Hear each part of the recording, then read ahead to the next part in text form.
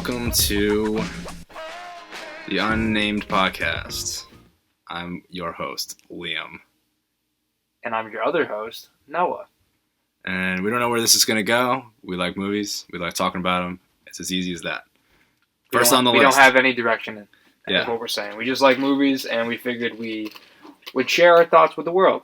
So that's what we're going to do. So we're starting this in 2020. We thought maybe we'd do a 10-year anniversary of Social Network. So try and follow along, but we're going to be doing some breakdowns and some summaries, a bunch of other stuff. All right, let's get it going. All right. So The Social Network, which came out in 2010, I actually hadn't seen this movie until last year. I had never seen it before. I saw it last year, and it didn't really resonate with me as well as it did when I watched it the other month. Mm-hmm.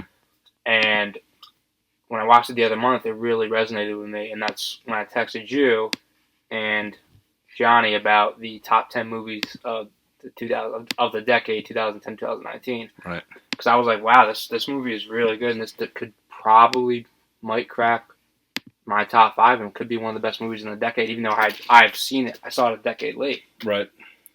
So it is a really, really good movie. The acting, we'll get into all this later, but David Fincher's top 3 David Fincher, I would say. Mm-hmm. And he's really good at making the generation movies too. So yes. If you compare it to a Fight Club, or you compare it to Gone Girl, which is a little bit later on, which is 2013. 7 was good. Zodiac was really good. Thanks. So Zodiac and Fight Club are two, or not Fight Club, Zodiac and Social Network. Yeah. Based on true stories, and I think Fincher did a really good job of portraying those movies. Yeah, and this one, even from the words of Zuck himself, actually has a lot of accuracies too. So Mm-hmm. he's pretty dedicated to the accuracy of the movie, and that's why we love him. So we'll go through a little bit of a recap. So, college sophomore Mark Zuckerberg, aka the Zuck, gets broken. Who calls him the Zuck? Just some people. Who's some people? Is that what he calls himself? We'll just call him Zuck for short. Just keep it short. We call him Zuck. I don't know if I could do that. I might just go Mark or something. Movie opens up. He's in the middle of a breakup. Mm-hmm. Talking about his 1600 SAT scores, which were accurate, by the way. And that's Rooney Mara that breaks up in the early cameo. Yeah. Early on. Do you want to go into a breakdown? Do you want to just run through the movie real quick, or do you want to actually... Yeah, I was just going to go this is what happens. So, from there, his breakup leads him into a blogging state of animosity, and drunk blogging, and as he decides what he wants to do, he says, okay, why don't I make this website that's based on an algorithm that rates women, mm-hmm. And you can vote on 2 images side by side to see who's best. And from that idea, just keeping it within Harvard, from there it kind of blossomed into this what we call Facebook today. Mm-hmm. And just throughout the movie, he meets a lot of different characters. It's about his friendship with his, what you would consider to be his best friend, Eduardo Saverin. But it's really hard to tell because he's like a computer. So if you're really good friends with your computer, that's essentially what your relationship you're looking at in that movie. No, I think it does a good job of showing how Mark struggles with social interaction. Yeah. Even from the beginning, the first scene throughout the whole movie, and then you see how a character as charismatic as Sean Parker can just come in and completely take control of Mark and just completely push Eduardo out of the picture. I think another thing about that is that all Mark wanted to do was just be a part of that club, mm-hmm. the Phoenix Club. Yeah. And the fact that Eduardo got the okay, and then from there, him actually hanging out with Sean Parker actually kind of gave him that status. Yes, so it was mm-hmm. his that gateway, VIP status. And in his mind, he was growing out Eduardo. So, mm-hmm. But yeah, the movie goes on. They start developing it, getting more followers, going into new territories, new colleges internationally. And then you have the movie kind of coincides with the story of how he kind of fucked over the what's the Winklevoss twins, because they originally came to Mark with an idea called Harvard Connection, and he was going to be their main developer.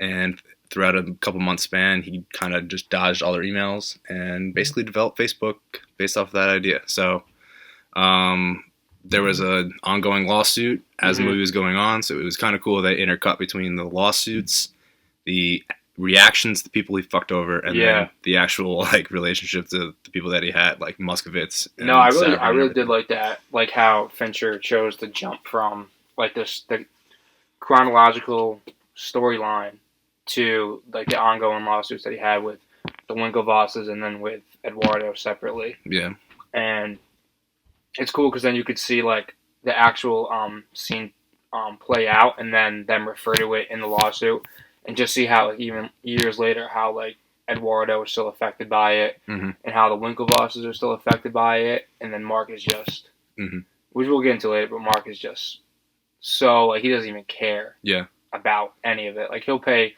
like I mean, and they talk about it in the movie a lot. He doesn't care about money. Yeah, that's true. So he'll pay whatever. He just says he doesn't care about them at all. Yep. So and we were both in fraternities, so I think it was pretty cool to see how like Harvard has like these even more prestigious clubs. You know? Like they had the Phoenician Club and like the Phoenix Club and all these other ones, and it was cool to see how like kind of a nerdy guy was going to take them down by like taking the girls that they dated and just like pitting them against each other. Yeah. So anyway, so we'll just talk about some stuff that we liked like from there.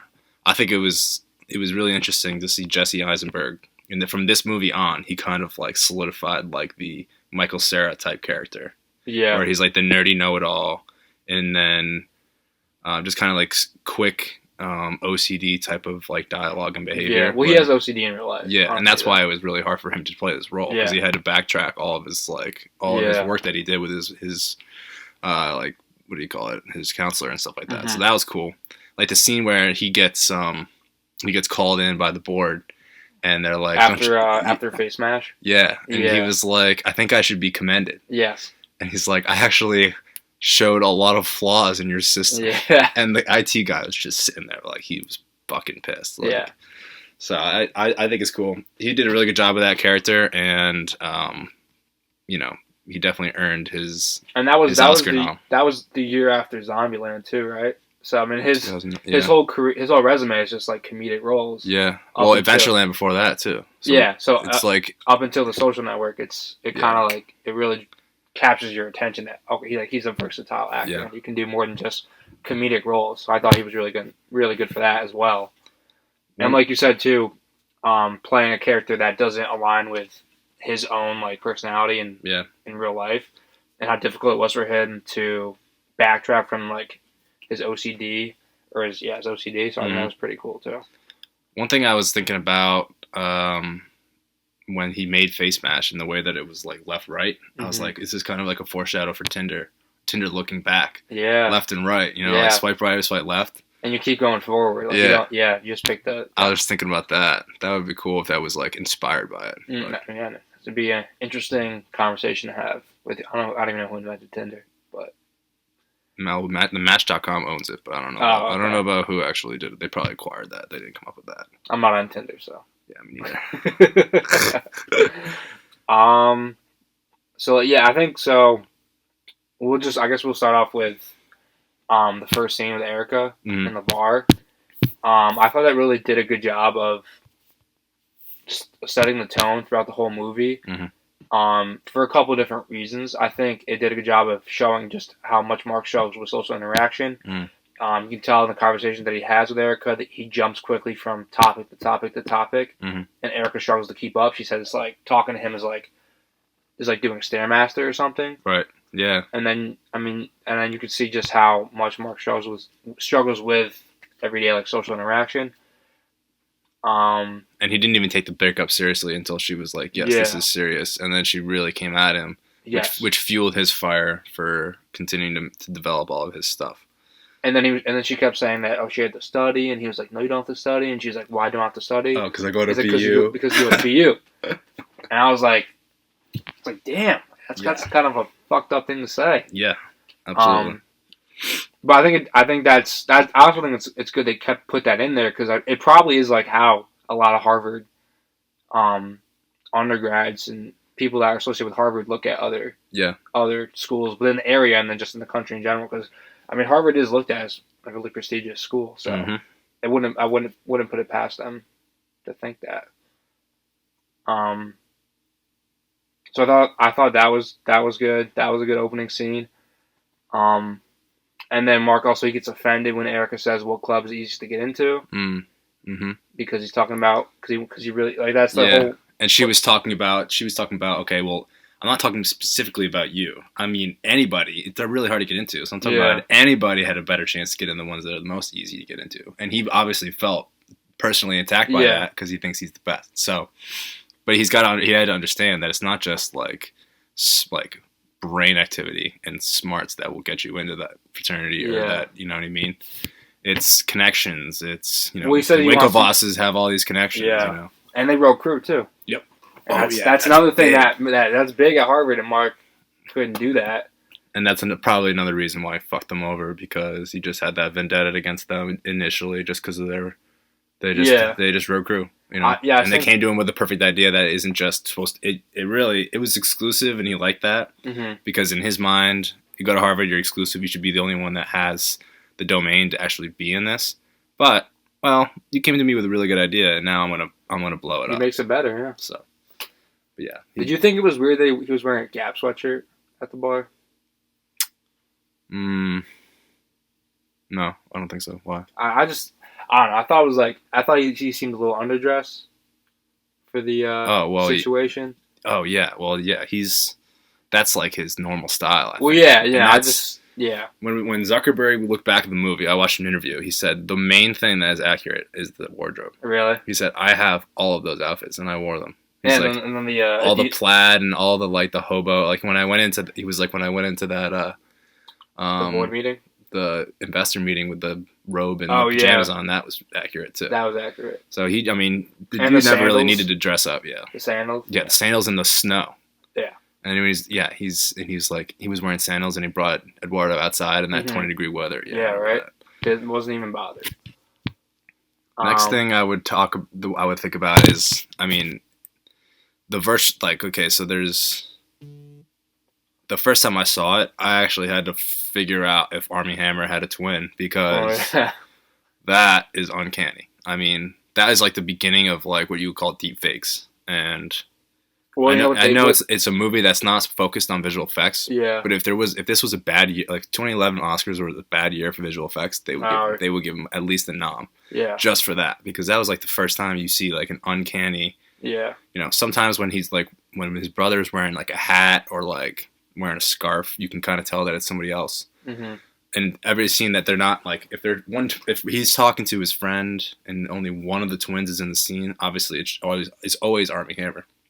But then they're sitting at the table across from the president, and their faces are on it, and that is unbelievable. So something to call out. I mean, it's just cool. Yeah, no, I thought at first they just found an actor that looked like Armie Hammer. Yeah, I didn't realize that they used visual effects until just today, actually. So hats off to the visual effects team for that, because that was really, like you said, it was uncanny. Like you couldn't even tell the difference. So yeah, that was good. You want to talk about the score too, right? Yeah. So Trent Reznor and Atticus Ross. The score won the best Oscar. I mean, best Oscar for best score. Yes. And they've done Girl in the Dragon Tattoo, Gone Girl, a couple other things. Well, obviously Gone Girl was a David Fincher movie too, so I'm sure they're probably teaming up for something else. Collaborate a lot with each other. But yeah, I really liked it. It seemed to me like it was like it kind of has like a hint of techno in there, which kind of undercuts and underlies like the technology build-up scenes and stuff. You know, so as they get more and more. You know, as they get more and more in depth with the stuff and developing everything and the apps and everything, the techno kind of goes in the background, which is cool. Mm-hmm. And there's like some electric guitar riffs and scenes that are like the scene where, or maybe just around the scene where Eduardo freezes the account, it's kind of like very on edge. So like there's a guitar riff that kind of sounds like the scene in Dark Knight where they're just about to go like underground and stuff like that, and it's like very like hardcore. So hats off to those guys for that. Always a sucker for a good score. Yeah, I mean I know nothing about music, but I did enjoy the score. So hats off, like you said. You can correct me if you disagree with me on this, but I felt like that throughout the whole movie. Like the first half of the movie, I felt like they were building Mark up as not the villain per se, but like the character to dislike or not to root for. Yeah. And because he's just like he's a nerdy, socially inept person. Yep. And not that there's anything wrong with that, but I mean, I feel like they build Mark up as a character to root against, and then they introduce Sean Parker, who is like the complete opposite of Mark. He's charismatic, he's talkative, he's charming, and he's capable of having these social interactions with people. And Parker is the person that separates or drives like the wedge between Mark and Eduardo. And I mean, and then I remember one of the quotes I like from the movie I like the scene when they had their initial dinner, and you could just see how pissed off Eduardo was the whole dinner. Yeah. And he's just not having it. And then when Sean says, drop just Facebook, and then walks out. That was the scene where he kind of just went, all right, no more Eduardo, this is my guy. Yeah. And then Eduardo goes, he's narrating, he says, he owned Mark after that dinner. Yeah. And he did. Absolutely. Eduardo was the one who pushed them to go out west, to go to Stanford. Mm-hmm. And Eduardo was, and Mark was a little hesitant about it. But then as soon as Sean Parker suggested it, Mark was all for it.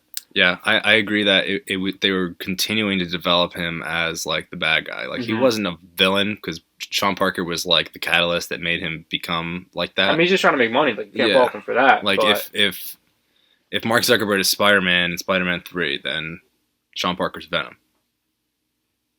Think about it like that. Or Venom or Sandman. He's Venom because he takes over his like psyche. And he kind of like transitions him into like a little bit of a darker phase where he cuts off Eduardo and he takes the 30. He had 30. Sean Parker's like the 30% share to 10.3% share. 0.03. Yeah. So Sean Parker's like the little devil on your shoulder kind of thing. Yeah. So, and I also think that you're not really supposed to hate him. You're just supposed to be like they're also kind of like positioning it where he's got two separate lawsuits. Yeah. So it's kind of hard for you to be on his side, but it's also kind of hard to hate him because he was like, okay, he had that idea, he went for it. It was his own coding in a way. Yeah. You can't like hate him because he's got a great idea and he's doing what he needs to do, but you got to be against him for doing what he did. Yeah. In certain instances, he's got a vendetta against these crew guys and he wants to steal their idea. Yes. He thinks that his partner is going to keep him left behind, and he got into the clubs that he wanted to, and he's going to fuck him over by diluting his shares. Yeah. Yes. And so that's what really just makes you hate him. But, that's a good call. So in that scene, the dinner scene, I think that should have been way more fucked up for sophomores in college. I know. They probably had like 40 Alpha Well, how did it say how old Sean Parker was at the time? He's got to be in his 30s, probably. Well, I remember Eduardo was writing about his ID, so they weren't even 21. Yeah. So that's a good point too. They definitely should have been. Yeah, a little more intoxicated. Sean Parker's got some iffy like standards too, because Eduardo comes to California. He's like, "How old are those girls?" And he's like, "It's polite if you don't ask." Oh yeah. But yeah. Let's see. What else do we have? There's just like a perfect amount of double douchiness with the Winklevosses. Yeah, they are. It's like you can't really root for them because they're kind of the epitome of like the person. Like if you're not like a popular kid in school, they're kind of the epitome of that person. So you kind of hate them. They're also kind of like privileged and entitled because like they come from money and they go to Harvard and they're on the crew team and they're in a final club. Mm-hmm. So I was like, you can't really root for that because you're supposed to hate them, I guess. But they did get their idea stolen. That's true. In a way, I mean, they had the initial idea, they did the initial concept, right? Like the exclusivity, utilizing the exclusivity of and the prestigious of Facebook and that Harvard.edu email address. Yep. I am. If I forget what their names were, but if I could give them a name based off of how they act in the movie, it would be Sack. You know, the character from Sack Lodge. Yeah, Sack Lodge. Crashers? That would be their general vibe description. Like, that guy's the douchiest guy in movie history. That movie is so fun. And yeah, they deserve to have that name. I mean, yeah. I mean, and one of the brothers, it was cool because one of the brothers, like, usually you would see like an identical twin. They think the same, they act the same. One of them's like, well, I kind of feel bad, man. I don't want to fuck his life up or whatever. One of them wants, and the other one's like, I want to come after him. Yeah. You know? And the other guy's like, well, we're gentlemen of Harvard. We don't do that. I know. So that was a good dichotomy between the two. Yeah. And then. And the other kid was like, just like, send it. We need to get him. But. And then I also really like the quote at the end, when Mark's like, they're not suing me for stealing their idea. They're suing me because for the first time in their life, something didn't go their way. Yeah. I thought that was a really good quote too. Yeah, that was awesome. Oh, in addition to that, it was, what was the quote? If your clients want to sit on my shoulders and call themselves tall, they have a right to. Yes. But they have a right to give it a try. But there's no requirement that I enjoy listening to people lie. See, that was badass. I was going to get into that when we talked about our favorite scene. Okay, yeah. So that was my favorite scene. I thought that was such a Mark just cannot help himself in terms of just being a total prick in these meetings because, you know, he knows it's his IP, but at the same time, you know, they do kind of have a case, and Eduardo does absolutely have a case for him getting fucked over. But he just cannot help himself in being a fucking asshole for those scenes. But I think it's like he doesn't have a filter. He doesn't have he doesn't know what, if he thinks something, he says it. Yep. He doesn't care about the consequences or who it affects. It's just really blunt, and, you know, to some aspect, it's kind of admirable. Yeah. Because, I mean, most people aren't like that. If he thinks it, he says it. I think it's cool that he does that. But if you're the person that he's saying it to, then you're probably not a fan of it. One of my favorite scenes was the hacker tryout scene. Oh, yeah. And Eduardo walks in there and he's like, I don't understand a word you're saying. Yeah. And he's like, every 3 minutes take a shot. Every time that they don't break past the firewall or they take a shot. After writing 10 lines of code, take a shot. Yeah, and that was like it was bringing out his that's what he would be like if he was in like a fraternity or if he was in like one of those clubs, you know? The final club, yeah. So, like, he would be able to keep his nerdy side, but also probably make kids drink if they didn't get the coding right, which would have been, like, hilarious. Yeah. So, that was an awesome scene, and then it's just everybody freaking out, and they're rooting for him. Yeah. And it's like the nerd club all hanging out in there, and all of a sudden, like, everything goes quiet. He goes to check the code, and he goes, welcome to Facebook. Yeah, that was sick. I love that. That was sick. That was really cool. And everyone just starts screaming and everything. Yeah. That was. I mean, dude. I think we could talk about literally every scene in the movie. Like, every scene is a good scene. Yeah. There isn't really a bad scene in the movie. Do you want to talk about like your favorite scene now? You want to get into that? Sure. I mean, it might be the same as yours, but the scene where Eduardo comes in, he gets called to San Francisco because he needs to be there for the millionth subscriber or member. Yeah. Walks in, he sees a lawyer. I need to sign some papers, and he's doing the dialogue at this time. Yeah.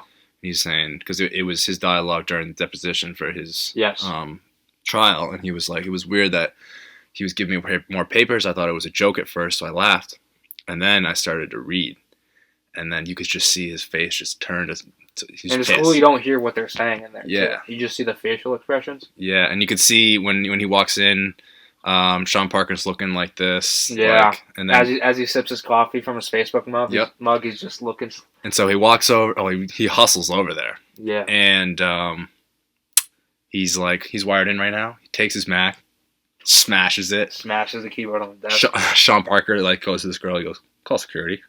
Just calmly, and then even a douchey way to say that. I know. Everything he says is douchey. But my favorite part of that scene was basically Sean Parker says something, but every time that Sean talks for Mark in that scene, yes, he never looks at him. Mark is sitting right here, and Sean Parker's over here. He's looking at Eduardo.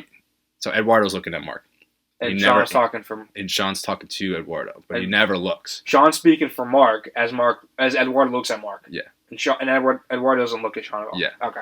And he goes, he says something douchey, and he goes, "I'm sorry, my Prada is at the cleaners along with my fuck you flip flops. You pretentious douchebag." Yeah. Best quote, best scene. That should have probably given him an Oscar nom. Yeah. Like, just tears welling up because he knows he's getting kicked out of a fucking $1 billion company. You know, and he had a 30% share in the company, which is huge. I mean, he would have been a billionaire right now. Yeah, and that got diluted down to 0.03. That's crazy. Whereas everybody else, even Sean, kept 6%. Yeah, that's actually crazy. If you think how fucking pissed could you be to see Sean Parker sitting there with 6% of the company that you helped to found? Yeah, and he's just sitting there telling you to fuck off. I mean, I would have punched his face right in the face. And he's walking out of there. He's like, I'm going to sue you for everything you got. You know, I'm not coming back for 0.3. I'm coming back for everything. You better lawyer up. Yeah. And then Sean is like, all right, it's time to go. And he gets close to him in his face, and he's like, I love standing next to you, Sean. It makes me feel so tough. I know. And as a total nerd, he's probably feeling just so awesome to stand up to the guy that was just a total prick the entire time. Yeah. Took his friend away from him, kicked him out of the company, cost him just millions and potentially billions of dollars. Great scene. Andrew Garfield snubbed for that Oscar nom. Yeah, and then too, Eduardo was like, he's like, this is going to be like I'm not part of Facebook, and Sean goes, it won't be like you're not part of Facebook. You're not part of Facebook. And imagine that coming from someone who just like someone you hate. Yeah. Just so and someone much. He literally just hopped on the train. Like he didn't help push it. He didn't help build the train. He just hopped on it. He said drop the and moved to California. That's what his contribution was. That's what his contribution was. But that was a really good scene. I had two. That wasn't one of my favorite scenes, but I think my favorite scene because of the dialogue is during when they show his lawsuit. Yeah. With the Winklevosses, and he's looking out the window, and then the lawyer was like asking questions, and then he's like, "I gotta find the quote." I love that one. I remember seeing that like on Facebook or Twitter before I had even seen the movie, and I watched it. And I'm like, all right, now I really have to watch the movie because that was a dope scene. Yeah. He was like, the lawyer who's listed as Gage. He's like, Mr. Zuckerberg, do I have your full attention? Mark says, no. He's like, do you think I deserve it? Mark says, what? Gage says, do you think I deserve your full attention? And he's like, I had to swear on oath before we began this deposition, and I don't want to legally perjure myself, so he's like, I have a legal obligation to say no. And then the lawyer was like, okay, no. You don't think I deserve your full attention? And then like you said earlier about, I think if your clients want to sit on my shoulders and call themselves tall, they have the right to try.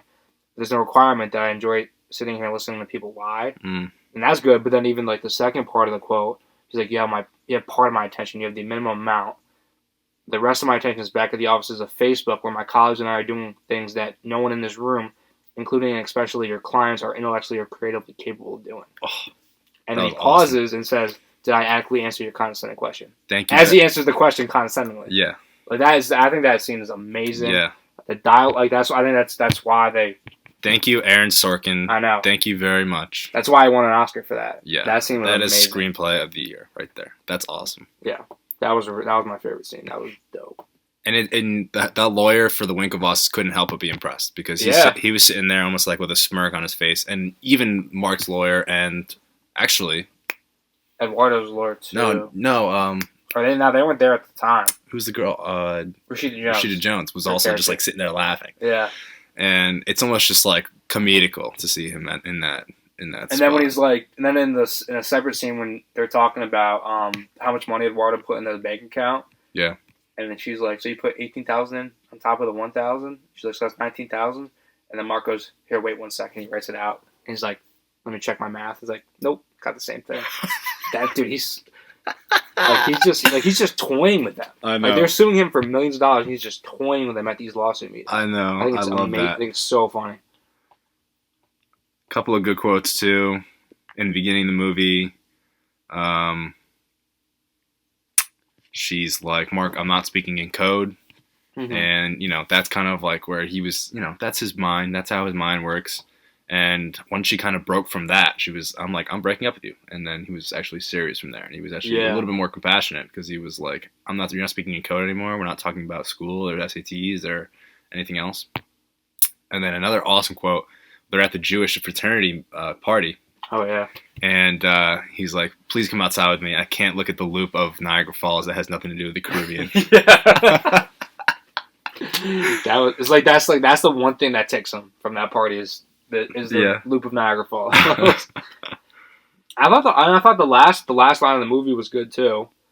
Where Rashida Jones' character says, "You're not an asshole, Mark. You're just trying so hard to be." Yeah. It's like he's just like he's trying to be like the people that were in a final club. Yep. Like the people that did Crew. Like he's just trying to be like that alpha male. Yeah. And he's trying to find something that gives him that status. Yep. And he's trying so hard to do that it's just fucking him over. Mm-hmm. Couple of accuracy notes. Mark actually did score 1,600 on his SATs. That's true. Mm-hmm. Like we said earlier, he actually wore a lot of the outfits that were in the movie. That's true.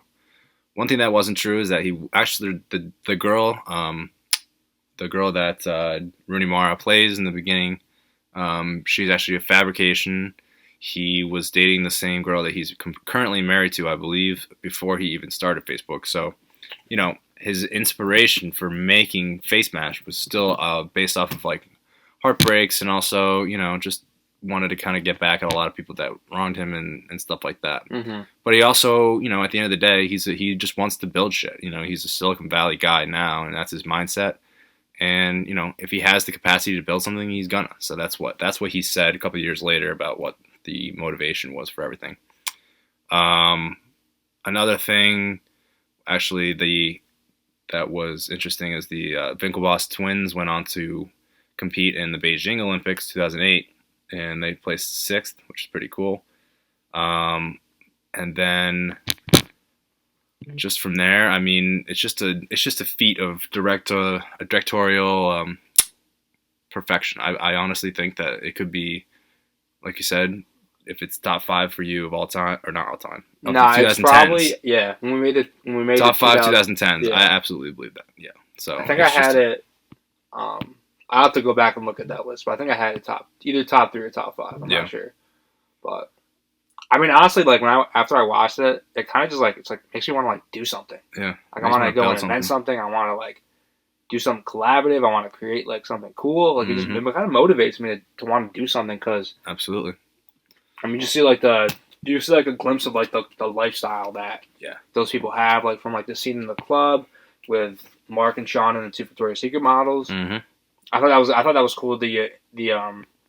How Sean incorporated the founding of Victoria's Secrets into like motivating Mark to, I guess reach for the.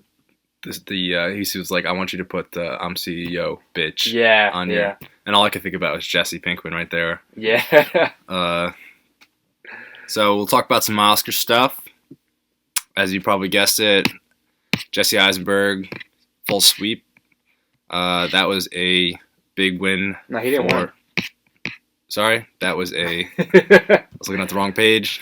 Jesse Eisenberg did not win. He was nominated for. He got the nom. Actually, Colin Firth won for The King's Speech, and he beat out obviously Eisenberg, Javier Bardem for Beautiful, James Franco for 127 Hours, Jeff Bridges for True Grit. All great movies, and all great performances. So they got nominated for Best Picture of the Year. And this was a stacked year. This was a lot of good movies. Picture. The King's Speech won, but coming in behind that was Black Swan, The Fighter, Social Network, True Grit, 127 Hours, Inception, The Kids Are All Right, Toy Story 3, and Winter's Bone. Now that is a fucking crazy lineup. Yeah. I haven't seen all those movies, but I probably think 90%, but that is just ridiculous. I haven't seen The King's Speech either, but I'm really surprised that it won over yeah. Inception. I mean, everyone loves Inception. The Social Network, amazing. Toy Story 3. I guess you could. They didn't really give animation movies Best Picture. Yeah, so but would have won. Yeah, and King's Speech had a little bit more of a historical, but also thematical and metaphorical meaning behind it too. Yeah. Oh, okay. Black Swan, also the same type of idea. The Fighter was just really well done. David O. Russell. Inception, honestly, I bet you would probably just confuse a lot of people, you know? Yeah. And there wasn't a lot of like YouTube videos that explained it at the time, so people were probably not major. I mean, obviously it was good enough to get nommed, but I don't know if it was. I mean, they might have just thrown it a bone as a nod. Yeah, because it was just it was rated so highly critically. 127 hours. That's kind of one of those movies that like is like The Revenant, where you kind of have to be like physically gruesome and physically. Yeah. And then True Grit is just, you know, it's been remade 3 times, so I don't know what they would have done there, but the Coen brothers. Have you ever seen The Kids Are All Right? Their Kids Are All Right. Have you seen that? That's the one I didn't see. I actually just put that on my watch list. Okay. So who's in that? I think Mark Ruffalo. Oh yeah, he got the nom for that too. Yeah. Okay. Okay. So yeah, I want to see that. So yeah. So I mean, I think like I said, I haven't seen all these movies, but from the movies that I've seen, I think Jesse Eisenberg should have won Best Actor. He was better than James Franco in 127 Hours. Oh yeah, better than Jeff Bridges. Better than Jeff Bridges. I didn't see The King's Speech or Beautiful. I didn't see Beautiful. No. So I can't really. Colin Firth was good. Huh? Colin Firth was good. I think he probably earned that. He actually also had to do a lot of makeup work too. Mm-hmm. But you know, that kind of goes either way. Yeah. So best performance in a supporting role, Andrew Garfield did not get a nom. Should have. Probably should have. Christian Bale won for The Fighter. This is one of those movies where he lost a lot of weight. So this was a 2010 movie. And he probably wouldn't have won. Garfield. No, he wouldn't have. But Christian Bale, it's like we said, it's a physical feat. You know, he came from Batman, came from Dark Knight. Yeah, came from the Dark Knight in 2008 to doing this in 2009. Mm-hmm. And in 2008, obviously, you're bulking up for Batman, and then he dropped down to basically what he was a drug addict in this movie. So, yeah. Jeremy Renner for The Town, great performance. I think he would have won if Christian Bale didn't. Me personally, I think that he was really good in that movie. Oh, Jeremy Renner, yeah, absolutely. So that's what I would have given my vote to. But like I said, I haven't seen some of these other movies. Mark Ruffalo, Jeffrey Rush for King's Speech, John Hawkes for Winter's Bone. I mean, there really wasn't any. Predominantly female characters. Yeah. I mean, that would deserve an Oscar at least. So there was an early cameo from Rooney Mara and a very early cameo for Dakota Johnson, who was the girl that he slept with at Stanford. And then Brenda Song's in it for a little bit, but and then Rashida Jones sporadically through the lawsuits, and then that was pretty much it. Best achievement in directing, Tom Hooper for King's Speech. Man, they gave that movie everything. Yeah. What the hell? Fincher, both the Coen brothers, Aronofsky for Black Swan, and David O. Russell for The Fighter. Has Fincher won an Oscar? Let's find out. I think he might have got it for Gone Girl. Let's see. You think? Yeah. Oh, so that was an yeah. Nope. Nominated for 2 Oscars. Let's see what it was. Obviously. It's by both Social Network and Benjamin Button. Oh, he did that too? Yeah. What the hell? Wow, he never got it for Gone Girl? That's interesting. Okay. From there, we did original screenplay. It wasn't in that one, actually. It was it won for adapted screenplay. It beat out Toy Story 3. Yeah. That's what that screenplay was on that blacklist of most people really want. That was the best screenplay that hadn't been adapted. Before the movie was made. Right. So, and the screenplay is, I love the screenplay, so I'm glad it won. Cinematography, Inception, that was. that movie was great. You just cannot do anything about that. Yeah. It did get nom for it, but Black Swan, King's Speech, True Grit, all the same movies are repeating here. Yeah, that's how it is at the Oscars every year. It's pretty much the same movies rule most of the categories. They won for best film editing. Okay. That was pretty good. Kirk Baxter and Angus Wall, hats off. It was 8th in nominations. So it was The King's Speech had the most nominations with 12, then True Grit with 10, and then was tied with Inception for 8 nominations. Yeah. So I mean, it nominated for 8 and won what? 2? I believe 2. Yep. Yep. It won 3. That's best score. Cinematography, score, editing, score, and adapted screenplay. Yep. All right. So they also got nominated for. Well, they won the screenplay. They also got nominated for sound mixing. But Inception won that, and the movie that was actually new on this list now is Salt for sound mixing. Oh, really? Yeah, look at that. God, I forget that movie exists sometimes. Oh, Iron Man 2 got nominated for Best Visual Effects. Yeah, what about it? That's crazy. That is crazy. That movie even got any noms? A nomination. Like, jeez, come on, man. Yeah. So, I mean, it was a great overall movie. Yeah, really enjoyed it. I don't think it's one of those movies that I can repeatedly watch and enjoy. Yeah. But it's at actually a really good time. It's like 2 hours on the dot. Yeah, yeah. No, it's really It's not even that long. Yeah. But I don't think I could watch it like 3 times in like a week or something like that. Yeah. But I wouldn't watch it again for. Yeah. I mean, I've watched it twice in the past month, so I probably wouldn't watch it again for at least another couple, probably like a year or something. It's 2 hours on the dot. Yeah. It's a great movie. Really, I'm a big fan of Fincher, so definitely recommend any movie from him. Last question I'll ask is, what do you think it would look like if they remade it now? Okay. Based off Facebook. So and incorporates stuff that has happened with Facebook. Yeah, so maybe they do a part 2. I think it would probably touch on a lot of his issues with security. Yep. Privacy and all his acquisitions. All his acquisitions. They would probably do a lot with the Instagram. Instagram acquisition. So it would focus on 2 things: how it has grown, yeah, and then its legal troubles. Because Mr. Zuckerberg had to speak in front of Congress a lot. Right. I mean, it's not a monopoly, but it kind of is a monopoly, in a sense. I think it'd be really cool because if you did David Fincher again, he did the same style. Mm-hmm. You could do, instead of the trials he has for people suing him, you can have the trials of him going to court. Yeah. Intercut with him acquiring businesses and taking down other businesses. And acquiring WhatsApp. I don't think it would have the same dramatic effect though. True. I think or if you gave it to a different director, who would you give it to? Somebody else. To remake. No, if they did a part 2. To do a part 2. So it would be an older Jesse Eisenberg. Yeah. But it would be the same. Probably all the same characters for the most part. Well, different cast. Except for him. Everybody else would probably be out because he doesn't really do much with Eduardo, obviously, anymore. Uh-huh. And then I don't even think Sean Parker's even on the map. So I think Spielberg does a good job with based on true story movies. Yep, I give it to him.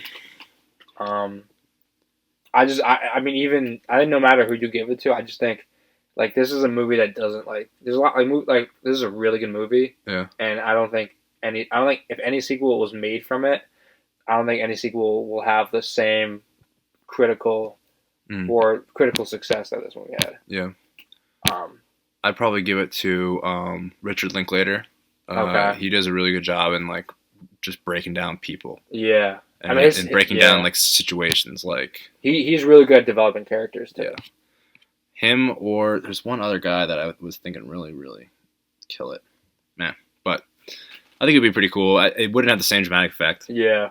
But it would be, if they were ever looking for something to do, mm-hmm. they could do that. But I'm waiting for the movie on Jeff Bezos. Facts. That's gonna be a good movie if they ever make it. That's if true. there's even a